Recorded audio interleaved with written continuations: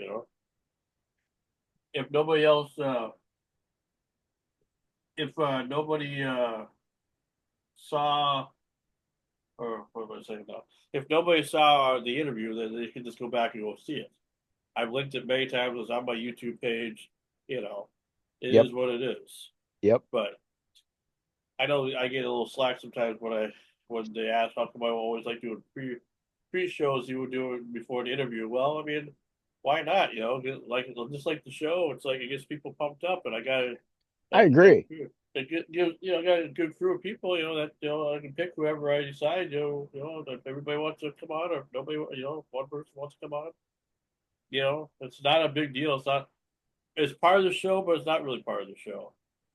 So it's just No, I like, think it's a good thing. yeah, I like the logo back behind you again because I think that if people are watching it, they can't mistake the channel. yeah, that's right. That's right. It's a constant reminder. Well, I like it too, and I love the logo. And we stuck with this finally back in the season two because I was trying to go through.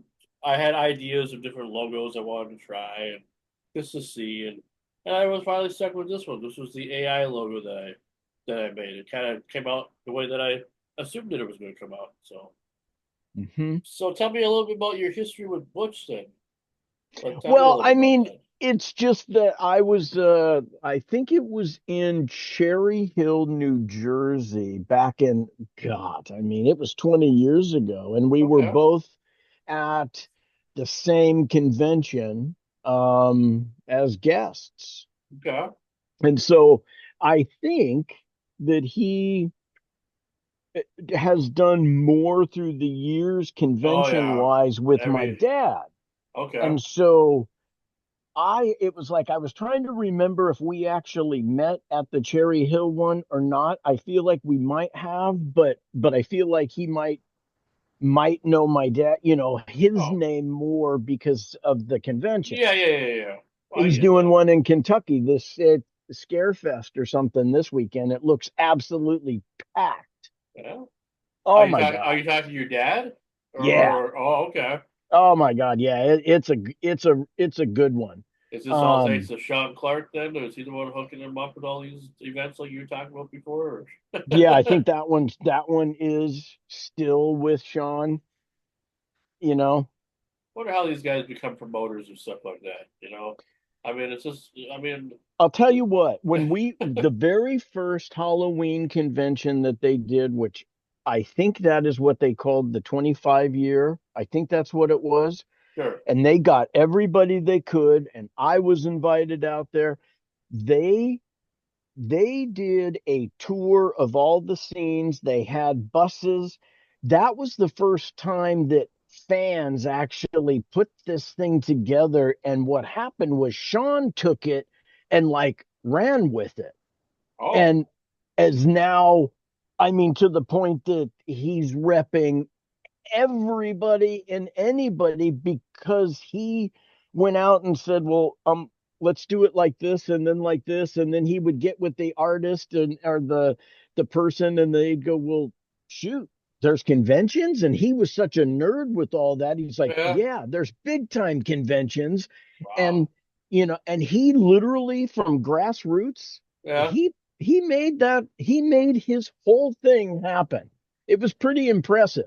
It started also when we were all involved in the 25-year convention released a 25th year documentary. Yeah. The one that you worked on. Yeah. And so that helped launch some different stuff into things for him. And he's kept with it. And now a lot of the people know, okay, go to Sean if you want to try and get in these conventions. And all I know is every time I talk to dad, I go, look, how are you treated? And he said, I'm treated exceptionally well. Kathy is treated exceptionally well, and that's all I ever ask for.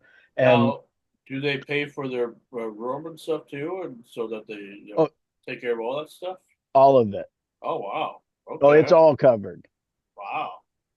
I suppose they charge for autographs, so it's like That, that's and a little that's bit more what money. they all do. So Yeah, Sean usually will get most of these people to the place, and it's all paid for, and then they will also recoup, and he will take a percentage. sure, sure, sure. But I mean, this convention is absolutely packed. It's like, Wow. wow. I was a big fan of the late 70s movie Phantasm, and they've got a Yeah. couple of the original guys even showing up. And I'm like, oh, yes. Well, I mean, that's why what I love about doing what we do here because I feel like we're our own little Comic Con sometimes too. You just never know. I mean, we had back in January, other than just having your father, we had Jack. What was that? Oh, I forget what his name is now, but he's the tall guy. He was in Superman. I forget what his name is. All of a sudden now, I'll have to look it up here real quick here so I don't butcher it because he's Well, and I friends with. meant to tell you my Goonies story Yeah, yeah. Tell me this. is well before. See, I forget that Sean Astin was in the Goonies, and well Oh, how could you before he forget did that? well before he did the show, my cousin and I went over and hung out with him because my uncle was very involved in theater and knew his mom and had to do something, and so we had gone over there. And the only thing that I can remember is for a kid his age at that time, which I was probably 12, he was probably close, maybe a few years younger. He had a pretty damn bitchin' room. Oh, okay, okay. That's well, I would say so. I would say so. Now, that was pre Goonies, so I'm sure it's a little larger now. Hold on, Butch is getting a hold of me. What's up, Ken? How you doing, dude? Pretty good. Just trying to get my shit together here.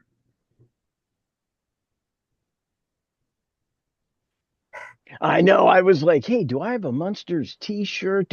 I'll tell you the one that's got me is Lidsville. I completely forgot about that show. Okay.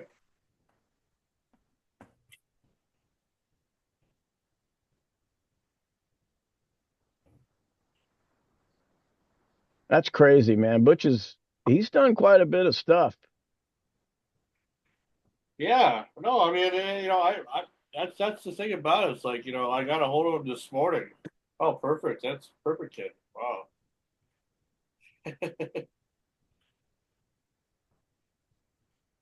What I was gonna say. Well, see, I was on my way to Grand Forks or to Fargo this morning because I had to take a friend to.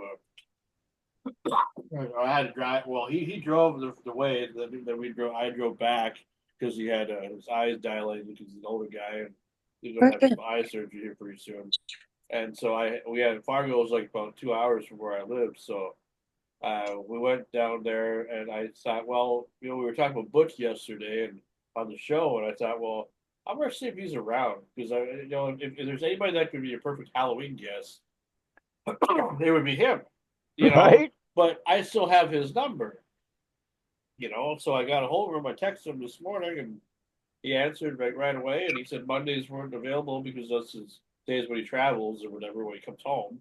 From Yeah, a lot of conventions. times. Yep. And then I said, well, what about like a Tuesday or a Wednesday? And he was like, yeah, we can do it. So he called today and said, do I do it tonight? Okay. I just couldn't do it while I was in Fargo. I was, in Fargo. Well, I had my phone with me. he's extremely active. I mean, according to IMDb anyway, he's definitely still doing little low budget movies. Yeah, but the one thing that is that just like how most like I mean he's doing a good doing that, but I mean like he'll always be known as Eddie Munster.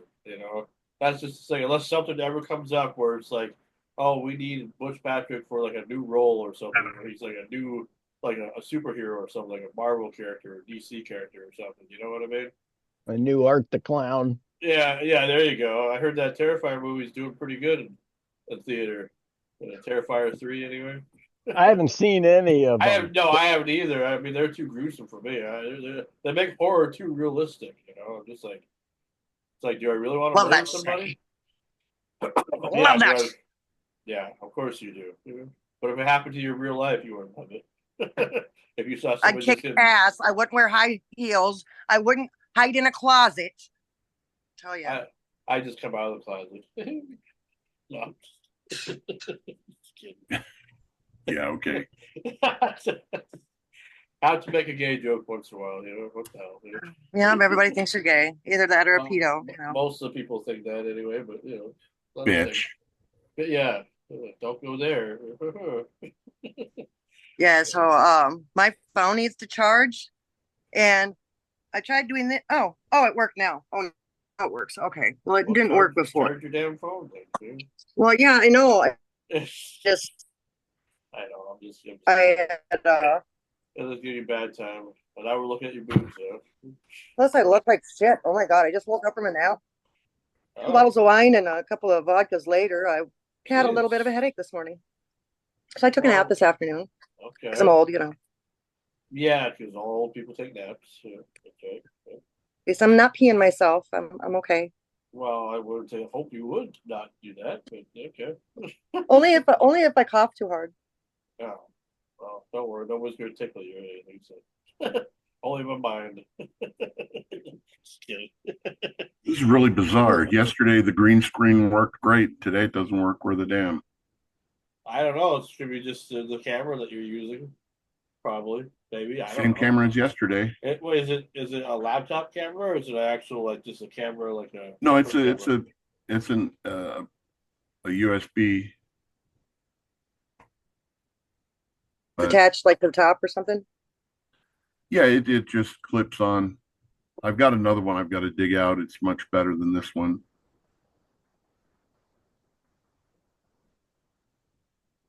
Then kind of got hit with this last minute, hey, we're doing this. So I was like, oh, Yeah, yeah, yeah. Well, He I mean, does that. He likes to keep us on our toes well, I can't let everybody know earlier in the day, so. or on our asses, rather. Well, I mean, I figure this is a good opportunity. You know, I want to be Nice. fair. I could just hog this all to myself, but I don't want to do that. I'm not like that.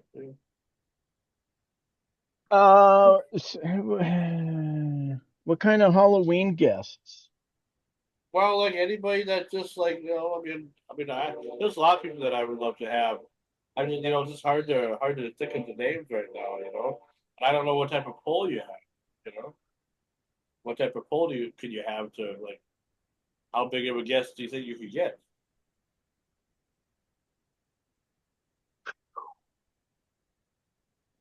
That's a lot of pressure. Well, you were saying, oh, I am the pro and all that stuff, and like, oh, I can Ah, get, you know, yeah, I'm Lance Warlock.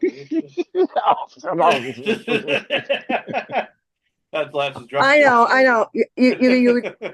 Lance, you must know Jamie Lee Curtis. We could get her, right? Yeah, can we get Jamie Lee Curtis? Or actually, could we actually? Do you think we could get the guy who played in the original Halloween, Nick Castle? Do you think that's a possibility? That's pretty funny. Because I know Sean is real good friends with him. Do you think I could get a Well, hold of Sean and you have him? no, no, no, Would he no. remember you? I, I, I won't deal with Sean. Okay. But here's what's funny is I am passing along a note to Nick through my dad because Nick and my dad are going to be together this weekend. Okay. So, Well, then you can just let me know what you find out, and would then it we be just go weird? from there. Would it be weird to have the two shapes? No, no, it wouldn't be weird at all. That'd be a great Halloween. That'd be a good way to, we got Jeff Slate Unless for we next can get week. unless maybe get Kane involved, and then now we have at least another series in the mix. That's up to you. I mean, I'm gonna let you decide this one. This could be your bread and butter. the blueprint of the Munster Monsters. house. Oh, that's cool. That's what I was wondering. Like, what you like doing building your own house or something? It's like, oh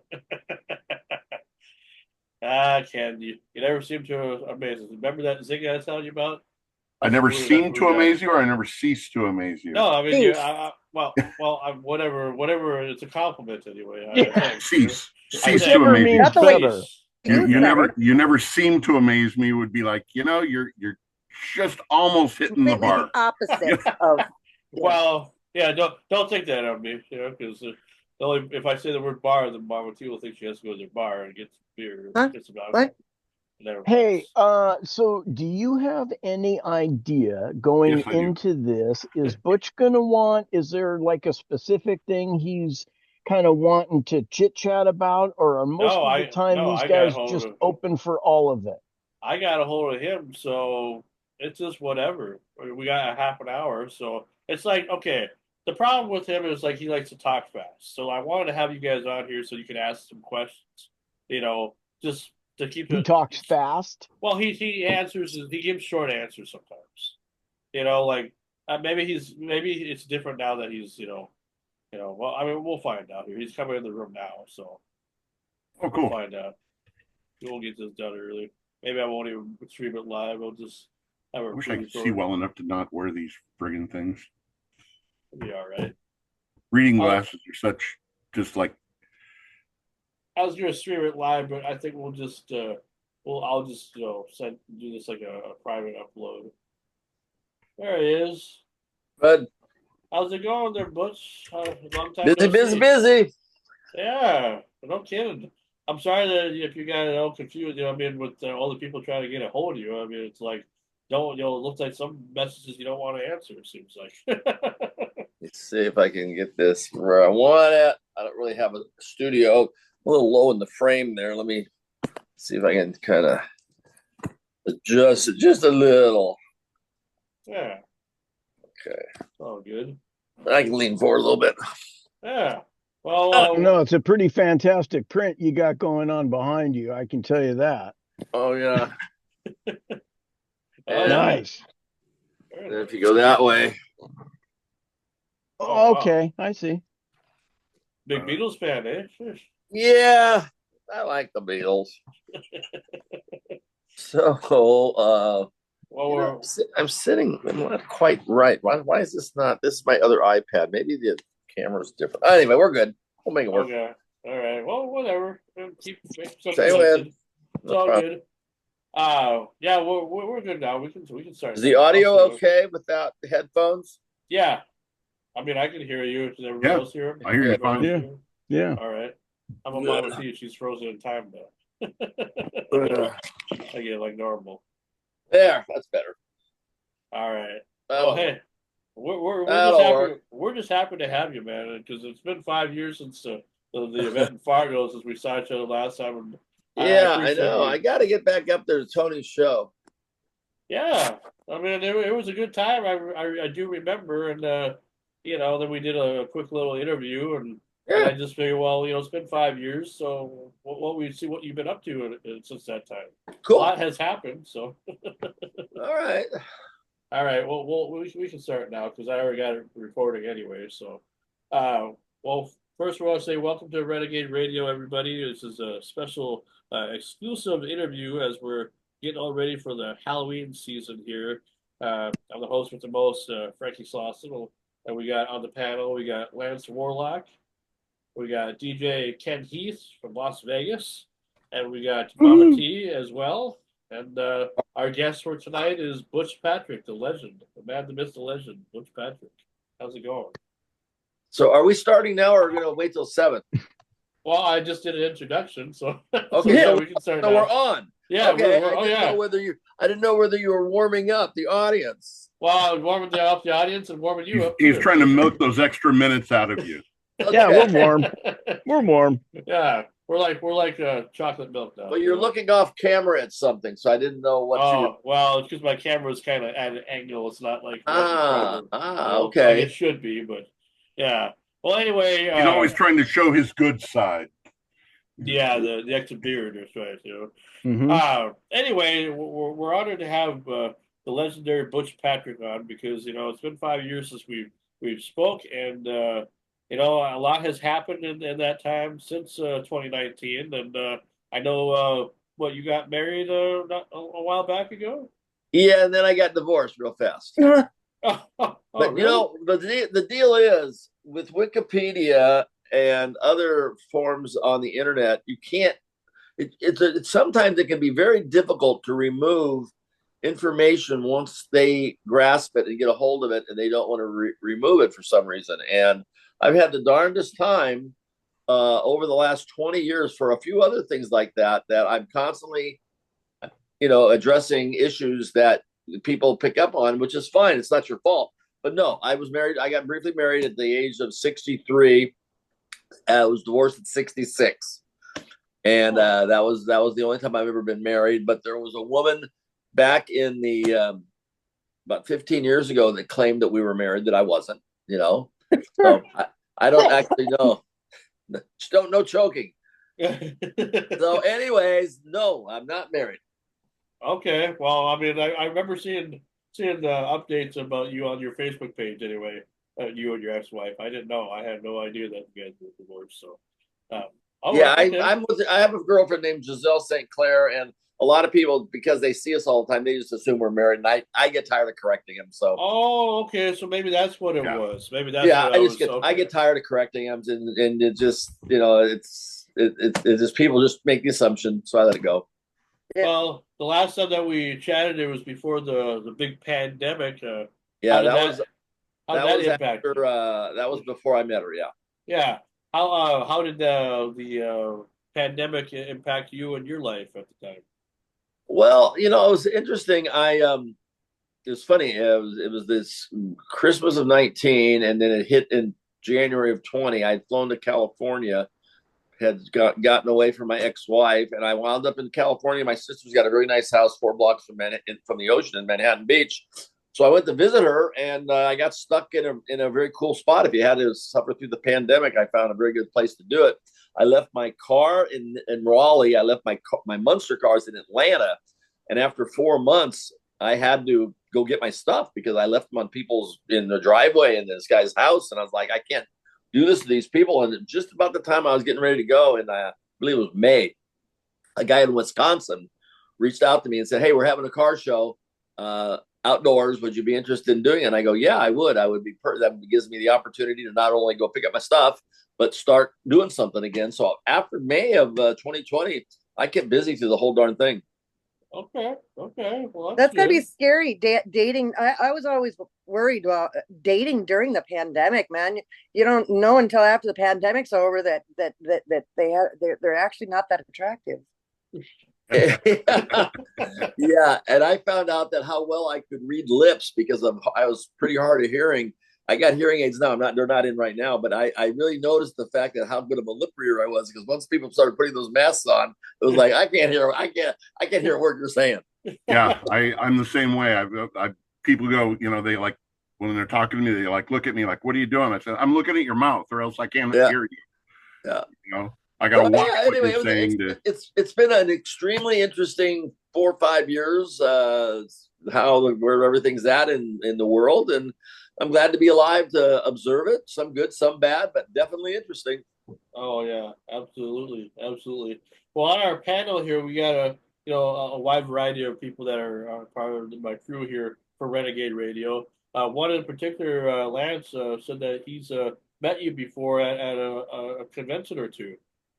Tell him Yeah, I about that. think I was trying to figure out, I was out there with my dad, who I think Dick Warlock might have done some conventions with you, and it was out in Cherry Hill, New Well, that would Jersey. have been Monster Mania. That would have been back. Yes. That was when Katrina hit. That was the last. Yes. That was the last time I was at Monster Mania. It was during the Katrina hurricane about 15 years ago, Yes. maybe longer. Yep, that's exactly. Okay, so you have picked up the con circuit and have jumped on that bandwagon pretty solidly. Well, I've got to tell you, it's interesting for me because we actually, in 1981, when I did Eddie and the Monsters, and we became the first unsigned act ever to be on MTV, when everybody was payola, the record companies and everything had to be paid for. We did this little video of whatever happened to Eddie, which we wrote the lyrics, and we literally made it on MTV on Super Bowl Sunday. And from that idea, they created a show called The Basement Tapes, which allowed Yep. bands that had music and a camera but didn't have a record deal.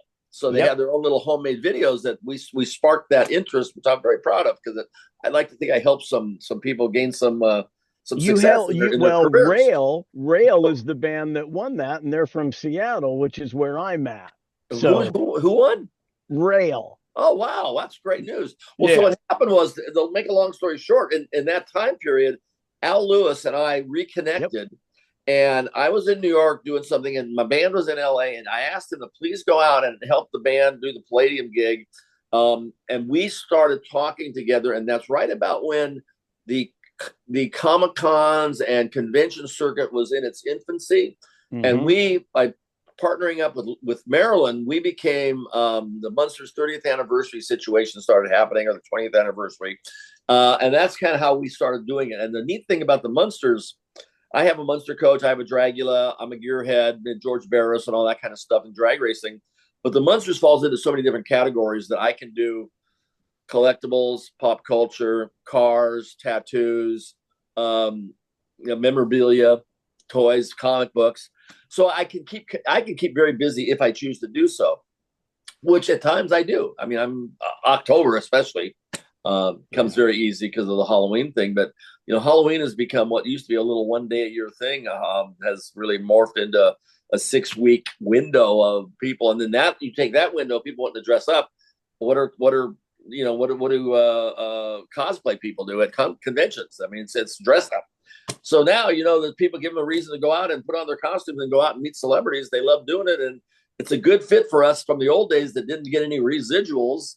It's a great way to supplement retirement. Yes, I question. Yeah, I was going to ask you about the residuals. That whole thing, you guys kind of got left right on out of that loop, didn't you? It just didn't exist. It was one of those things that nobody could protect. Some of the smart people like Lucy and Jackie Gleason or Fred McMurray that owned a piece of the show, they did well. But most people, the standard contract did not address that issue. Right. And then when you're a kid, 11, 12 I years read old, where Marianne had it. You really don't bring that into play, because otherwise you won't even get the job, because they'll just think of you as being a pushy, money grabbing, a little pain in the ass prima donna. Absolutely. So speaking now, of which, I got to let you know that if they hadn't put you on that show, the show wouldn't have made it. Oh, well, seriously, I know from when I bought the box set, right? I was like, oh, the pilot's on here, so I watched the pilot, and it was horrible. Two things in that pilot that were interesting is, number one, he was either really bad or they directed him really bad. Well, yeah, I think it was a little bit of each. Two things occurred with that pilot. Number one is the network looked at it, agreed to move forward with the condition that they brought in a new mom and kid, which we were lucky that it turned out to be Yvonne DiCarlo, which not only lent some star power to TV when movie stars weren't doing, secondary, television work was considered to be beneath most. And number two, I got lucky enough to play myself, and it worked. So yeah, I think that was a nice addition of me and Yvonne tested together, and it brought the family into a believable family unit.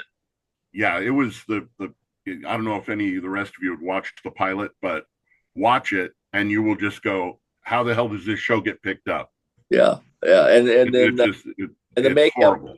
Yeah, it was on paper, it didn't look like it would fly, but for some reason it got fire, got traction, and Fred and Al's comedic timing and Yvonne DiCarlo, and it just worked magic for a couple of years. And here we are 60 years later this year, talking about it. 5 remakes, 1 other series. Now they got James Wan, I believe, is his Atomic Atomic Robot or Atomic Studios is now making the reboot again this time around. And it's funny because some of the press releases that are showing the Eddie character, which leads me to believe when Rob came out with the Munsters, Rob Zombie, and then Tim Burton did Wednesday with great success.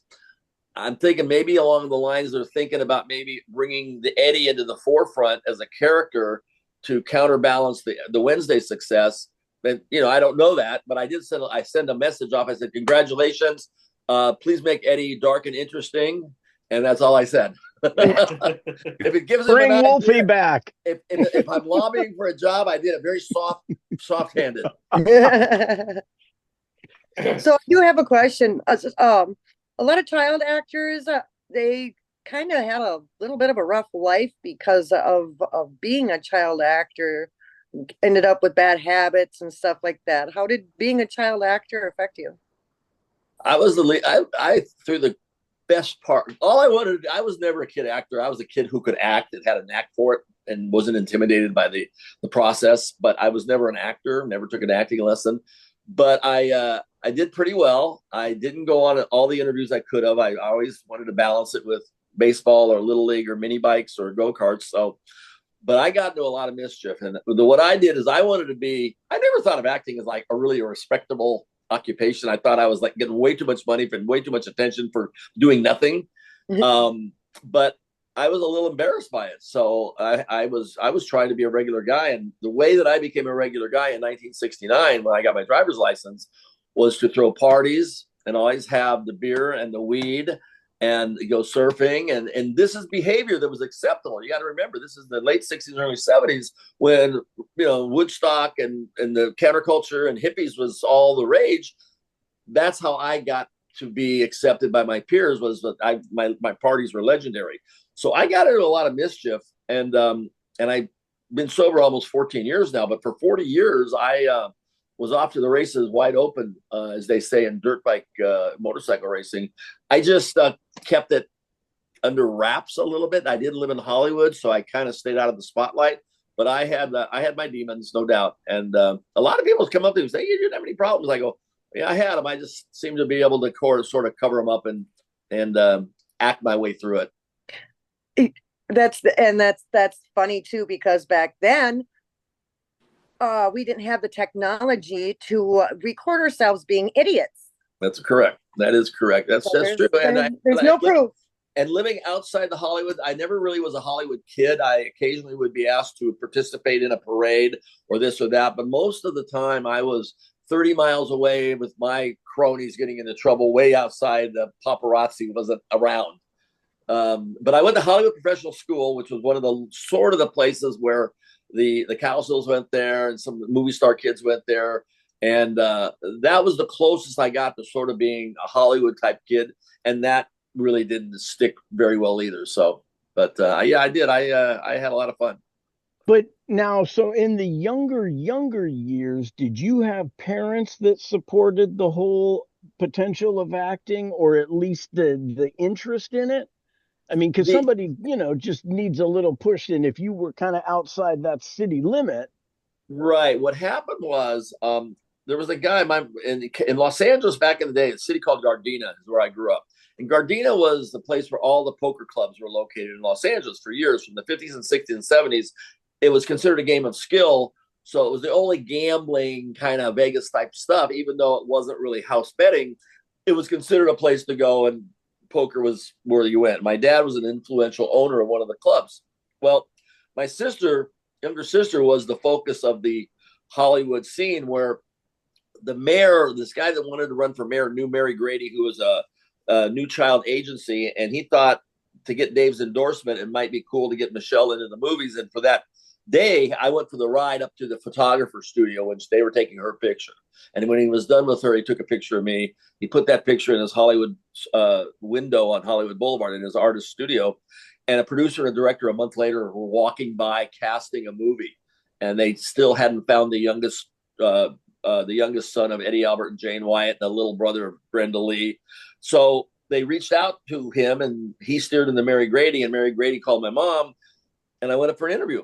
No experience necessary. I got the part. During that 6 weeks, I picked up some commercials. I picked up cornflakes. I picked up General Hospital, the first ever episodes. And after that, I had a few credits. I had a series. I had a movie, and I just continued to work. And it was accidental. The closest thing we had in my family to Hollywood folks were my uncle supplied horses, and his son was Zorro's stuntman. So we had a ranch out in Newhall, and my aunt's maiden name was Spawn. So her dad was Old Man Spawn with the Spawn Movie Ranch. Oh, okay. Talk about a crazy summer of '69. Wow! I've been out to that ranch. When I went and saw that movie Once Upon a Time in Hollywood, literally that I was reliving my summer of '69. That was literally, he did such a good job of recreating, because my girlfriend lived at the top of Laurel Canyon.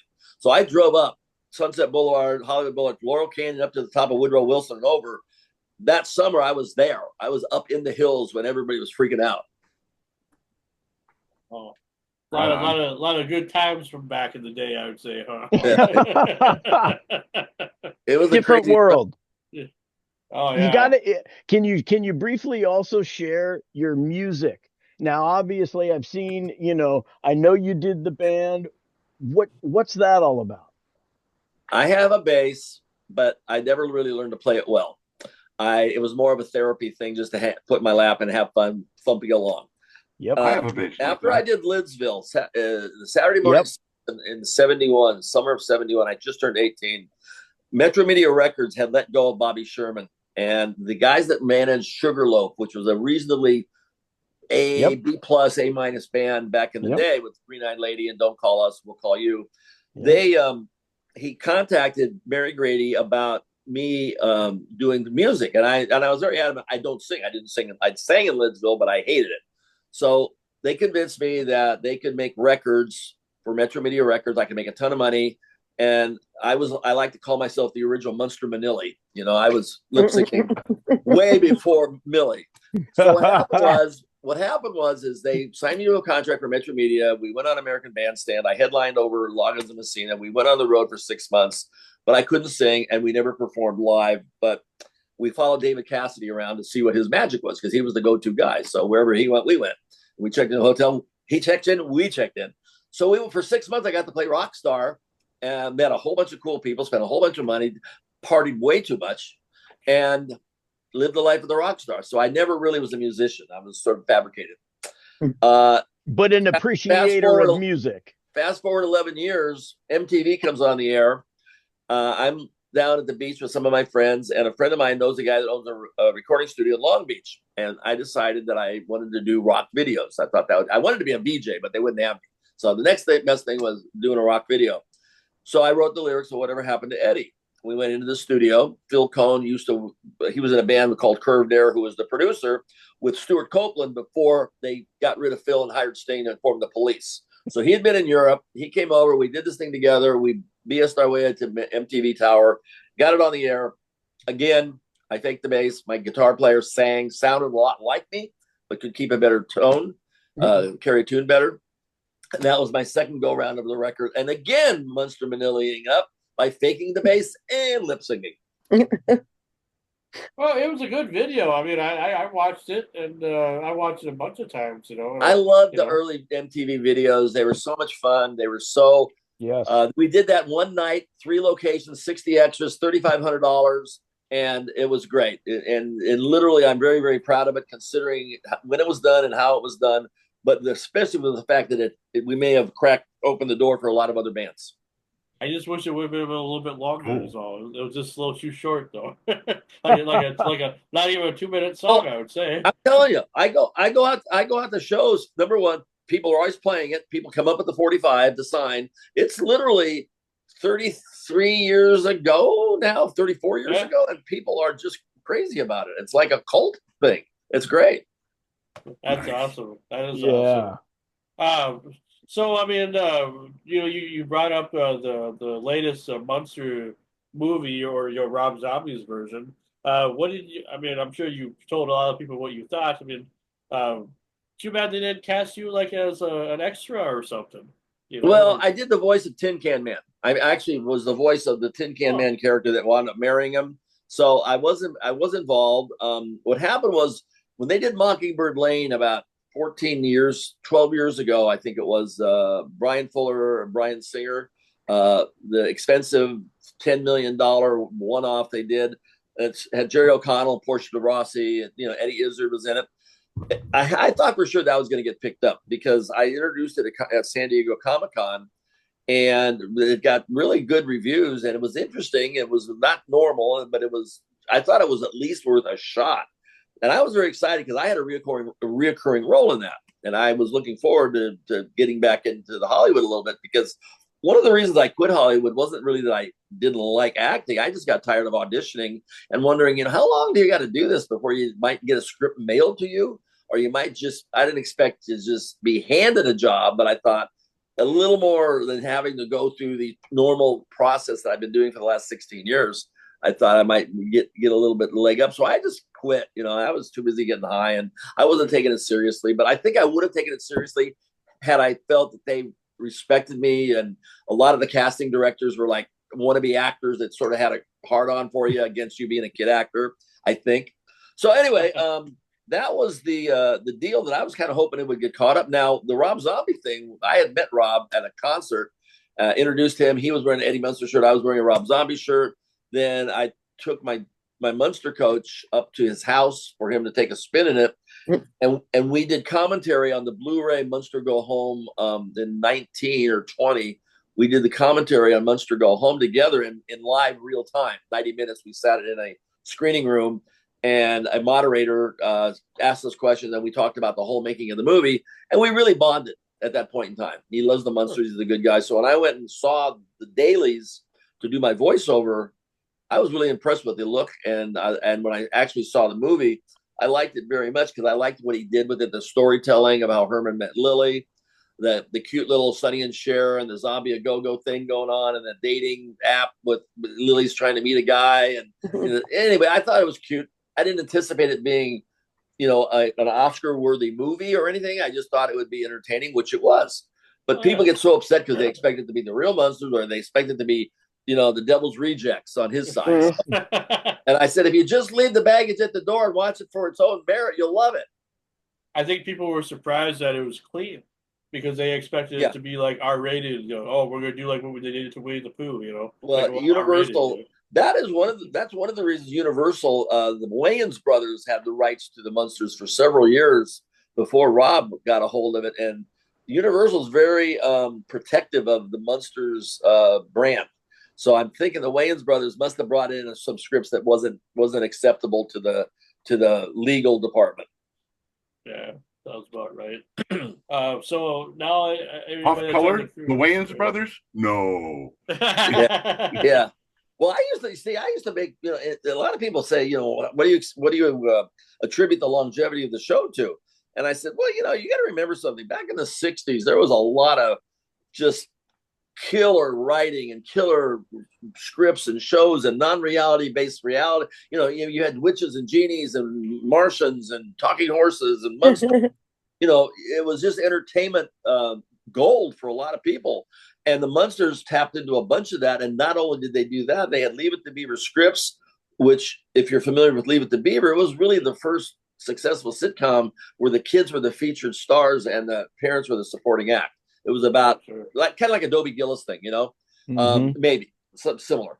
But anyway, so the Universal Studio was the Universal Monsters. So they had these incredible sets, incredible lighting and techniques that they'd used in their monster movies that were tried and true. They mushed them together with some Leave It to Beaver scripts and they hit gold. Wow.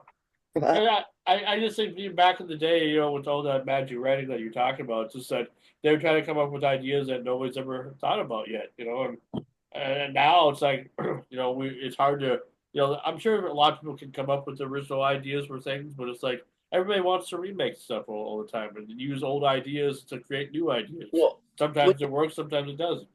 I watched the reruns, and it's funny because there wasn't really. It had good music, it had good sets, it had good makeup, it had George Barris cars, it had great guest stars. It really didn't have a weak link. We had a couple clunkers. There was a few episodes that I don't really, I don't like. But most of them, there's like 20 or 30 really good ones. It was a good little 2-year series. But the chemistry of Al and Fred Gwynn doing comedy, I think, was highly underrated. They were on Car 54 together, but Al wasn't the star. He was a schnauzer, sort of a supporting actor with Nipsey Russell. But when they got together and did their comedy routines together as Grandpa and Herman, they hit comedy gold, and it was good stuff. Oh, yeah. And Yvonne DiCarlo did a wonderful job of doing comedy. They didn't know whether she could do comedy or not. And she held, in my opinion, that household together like nobody's business. And I believe she was as important to that show as anybody, especially with her name recognition. Yeah. Absolutely. Oh, yeah. So what have you been up to? She was hot. That always helps. What have you been up to lately then? Just Well, recently, or I live in Arkansas. I always have been a road warrior. I've had several, YouTube channels of coach to coast with my Munster coach driving around the country. I've had some ideas. I've tried to get maybe into the YouTube channel thing, but I haven't had much success. The people love the ideas, but it's not as easy to get stuff produced as people might think. I don't understand it, to be honest with you. I was an actor. I really wasn't in production, so I just go about my business. What I'm very excited about now, though, is I have joined the Drive-In Theater Owners Association of America.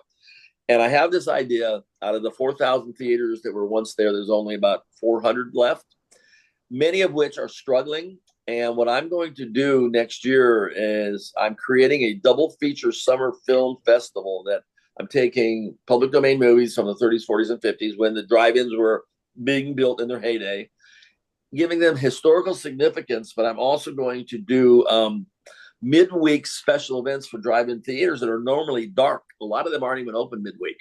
And I've already tested it on 4 theaters. I'm a member of the association. They like what I'm doing. So what I'm going to do is I'm going to be working hand in hand with mom and pop. Most of these theaters are owned by old hippies or veterans, which is great, number one. And they're all in small communities that are still pretty much middle America. It kind of reminds me a little bit like the Wonder Years and stuff, and very cool properties. Everybody knows where they're at. And I'm going to do special events and work with this community all through next year. And hopefully my long game is to show them how to do special events with car related movies, because they are in a drive-in. Christine, Back to the Future, Munster Go Home, Bullet, Vanishing Point, all of the car movies that I grew up with in my time, and then evolve it into something else the next year with maybe cross promoting with local AAA, single A, double A baseball stadiums, and do like a summer baseball series to where they reciprocate. You go to their ballpark and you can get free popcorn at the drive-in, and the drive-in will do the reciprocal back to the ballpark. And anyway, help communities in some of these smaller marketplaces put butts in the seats and maybe keep a few of these drive-ins alive, and maybe even make them some extra money. Yeah, we got one in, real close to us in Minnesota here, in Warren, Minnesota. It's a outdoor drive-in, and they're only open, I think, on the weekends and stuff. Yeah, so. most of them are. And I've got an independent filmmaker that I work with. We did a really cool pilot called Haunt. I called it Haunt Rescue. He changed the name to Haunt Improvement. But it's about he's a master. You ever see the show Face Off with Mackenzie Westmore? Well, it's a show about a makeup artist contest. Yeah. Well, anyway, he came in second the first year. He was kind of like came in second to in The Voice, where Bobici came in second to Carrie Underwood. Well, he came in second, but we hit it off, and he's very good at it. So we're going to do a pilot that we've already done, and we're shopping it around about us going to help haunts in need. But at the same time, he likes the idea of these drive-in movie theaters, this 13-week season of doing 10-minute a segment in each drive-in movie theater about a serial killer striking the drive-ins. And we're going to get people to come out to be in the drive-in movie, especially younger kids that have never been to one. We're going to entice them to come out and be in a movie, find out how movies are made. And you may wind up being in a scary movie, and we're calling it Dive In at the Drive-In, and come out and meet Butch Patrick and Tom Devlin. So we're working that side of the circuit to try to make it exciting and fun while still utilizing the old classic standard drive-in movie formula. Wow, Sounds awesome. Yeah, I've got this thing. I think it's going to be big. I really do, but it's going to be fun, and it allows me to just go from Iowa, Illinois, Indiana, Ohio, and Pennsylvania will be our strip where most of the theaters are located. Are you going to try to do a Kickstarter thing or GoFundMe or anything? Like a Kickstarter fund or GoFundMe and all for any of these things too, or just I'm sure you've heard of GoFundMe or Kickstarter. It's a site where you go, and if you want people to donate money to help your cause or whatever. No, well, the way my formula was last year. What I did is I went into towns and they have a festival. Let's just say the Azalea Festival or the Cherry Blossom Festival. I go in, I do my thing as a celebrity with my cars and do the parade during the weekend. But during the weekend, they pay me.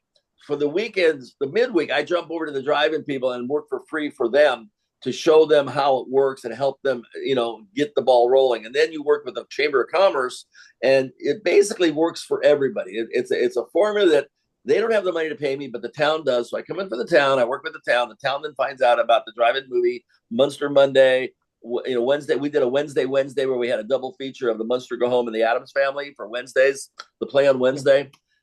We had people dressed up as the Addams Family, dressed up as the Munsters. Plus, being a car guy, I get the local car clubs and the hearse clubs to bring their cars out, and we have a car show that leads into during the day. They get in the front rows, and then as the sun goes down and the movie comes up, people have a legitimate situation there with cars and local businesses. They come out and pop up little tents, and they have sort of like a little swap meet thing going on. It's a way for everybody to come onto the property and see what the drive-in movie is doing now. Okay. Well, I always wanted a drive-in theater. They got great properties, and almost everybody will say, "Oh, I remember the drive-in. I haven't been there in years." Well, this is a way where the old people understand it, but it's to getting the kids out there is the trick. So I'm also going to do the super scary selfie where people come out and they can take a selfie of their image on the big screen, so they can see what it's like to have their face up on a big screen, because most people have never done that. Sure. Oh, then what do kids do? Everybody does selfies. Yeah. That's kids, the thing. I shouldn't pigeonhole. Everybody does selfies, but kids, that might get their attention. No, it sounds like a good idea. I mean, I think it'll work. You know, I mean, it's helping the community. It's helping some people that, especially ones that are teetering. That are, the property becomes so valuable as towns grow into it that a lot of them can't keep up with the taxes and stuff. It just becomes somebody wants to cut them a big check to put a housing development or a strip mall or something on their property. Sure. Well, Butch, we do appreciate you taking the time to be on the show. No, I love it. Thank you. Anybody else have one more question to ask Butch at all, or before we go? We can go a few more minutes. I'm okay. Oh, okay. All right then. When I was growing up, my dad lived in Arkansas, and I went down to Harrison for the summers. Whereabouts are you in Arkansas? I'm outside of Little Rock, a town called Conway. And one of the things, like for instance, in Arkansas, when I first got here, I came in for a Toadsuck Festival because I was touring with the Stearns Pinball Company about 6 years ago when the Munsters pinball machine was released. Yeah. And a gentleman here has like several hundred pinball machines and an arcade, and he enticed me to come here, and we became friends. And then after the pandemic, I was looking for a new place to locate, and he had just kind of semi-retired out of his business, and he says, "I got some free time now. Come on down. Let's talk business, and let's build some stuff down in Arkansas." And Arkansas is a really nice state. If you know the right people, like almost anywhere, if you get introduced to the right folks and they know it, it's very affordable. But the main thing is there's always something going on in this state. That they just love their festivals, and I can stay busy in Arkansas. I mean, I really wouldn't have to leave because there's always something going on. I think you're in Conway. And Conway, Arkansas, and Twitty, Texas. Yeah, I know. Or where Conway Twitty got his name. Yeah, I know. I love it. Conway Twitty. Every time I see, I think, is it The Simpsons, or is it who does Conway Twitty spoofs? Oh, Family Guy. Family Guy. Yeah. Family Guy. Family Guy. Conway Twitty. Yeah. Lance, you had a question for? I was just curious, any upcoming conventions or anything you're going to be at over the next few weeks?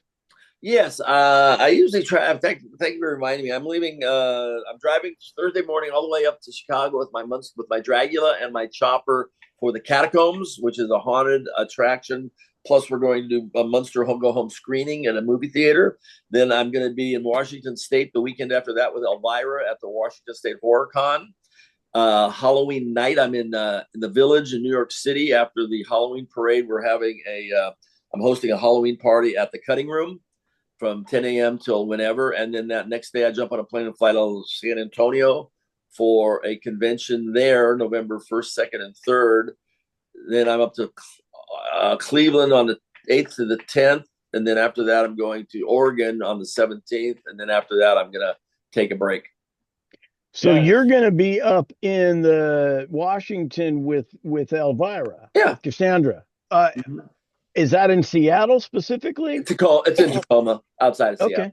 That's where I'm based at. Maybe Really? depending on when it's at, I may have to try and head down there. Yeah, it's got a really good lineup. It's a good show. I just kind of noticed it was there. And last year I did a haunted attraction down here, but I really missed the road. Halloween. I like traveling. It's kind of like one of the things I really enjoy a mixture of drive. I'm not driving 700 miles. Most people wouldn't like doing it. I kind of enjoy it. I just look at it as an all day cruise and get out and stop at the Buc-ee's and look at the countryside. I'm gonna eventually probably put cameras in my truck and document it a little bit better. But no, I love it, and I have friends up there, so I'm looking forward to it. I've been Well, seeing good way to see the world. yarn, Excuse me? roadside stuff. Oh yeah. It's one of the things when I was a little kid, one of the real lucky things that I had going for me was my grandma was an antiquer, and she drove all over the country in a pink 59 Cadillac 4-door. I was her co-pilot for a lot of those trips, and while she was doing her thing and I was seeing the countryside, but she also stopped at all the painted desert, the meteor craters, all the national parks, all the caverns, everything of interest I saw firsthand twice. So driving cross country for me is just part of my DNA, and I really, really enjoy it. But when she moved to Illinois, I lived with her in the 5th grade, and I got called from Illinois to go do the Munsters. My mom had married a baseball player on the Angels, and he got traded to the Washington Senators. So I had to live with my uncle because there was nobody out there. The house was there, but nobody was in it. So that was an interesting thing that happened when I was in the 6th and 7th grade. I was living with my uncle and hiring a woman to take me to work. And then after the Munsters, she had moved to Missouri to another small town of 5,000, where I then moved again to her because I didn't want to go to DC. And I went through the 8th grade there. So in two pivotal times of a kid's life, 5th grade and 8th grade, I was totally out of Los Angeles and into small town rural America, which makes me very comfortable in what I'm doing with the drive-ins. Yeah. Very cool. And it's a lot different. Yeah. Well, and another thing is, when I wasn't at the studios, I was lucky enough to have my stepdad was a pro ball player. I mean, what a great childhood I had. I'm at the studio having a great time with great people. And when they're playing home games, I'm going to the ballpark early and meeting all the ball players from the 60s, and it was just wonderful. And ball players are nothing but big kids, so Yep. they're just like living their dream, and they're like making 30 grand a year. They're not millionaires. They got off-season jobs. They're regular guys, but they're playing ball in the old school that we were accustomed to growing up in. Mm-hmm. Did you say My that? stepdad's roommate was Mickey Mantle, for God's sake. Oh yeah. And he's buried next to Roger Maris. Yeah, so I was just gonna say, you told me in Fargo that he was buried in Fargo, or Yeah, somewhere in Fargo. yeah, he's buried in Fargo, and I just look back sometimes. I got to pinch myself because I just always had such. People ask me, "Do you ever get tired of doing this?" I go, "No, I really don't," because number one, I'm very appreciative and I'm very honored to have been so lucky. But number two, how can you not enjoy engaging in a positive, interaction with people when you were in their living room and you're a big part of their upbringing? And they value what you did, and they want to just spend a few minutes of their time with you in a nice way. Absolutely. It's a win-win. A little bit of Munsters trivia. Sure. 1313 Mockingbird Lane Yep. was the Munsters address. Mm-hmm. 1313 Harbor Boulevard is Disneyland's address. Oh, is it? Yeah. I'll tell you another one. You know the song Jailhouse Rock? Yes. Yeah. You ever see the video? Where he's in a cell and he comes sliding down? Yeah. He's in cell 1313. Nice. Well, if we're I gonna have talk, no idea why. if we're gonna talk numbers as far as that goes, well, it's not it has nothing to do with 1313. But since you've been on our show today as an interview, anyway, you're our 55th guest of 2024. So we appreciate that. Number 555.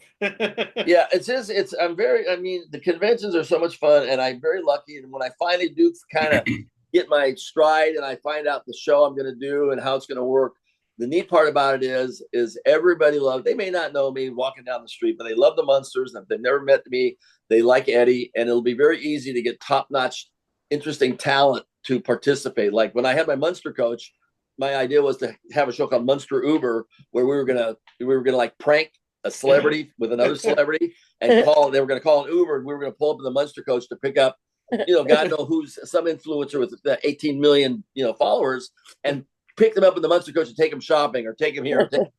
That was my idea, to peel off numbers from other successful YouTubers to build my numbers up, because everybody loved riding around in my Munster Coach. And you get one celebrity that wants to play a prank on another celebrity. It's easy peasy. And they said no. Nobody bit on that idea. No, I have. Look up Munster. It's called Coach to Coast, spelled with a K.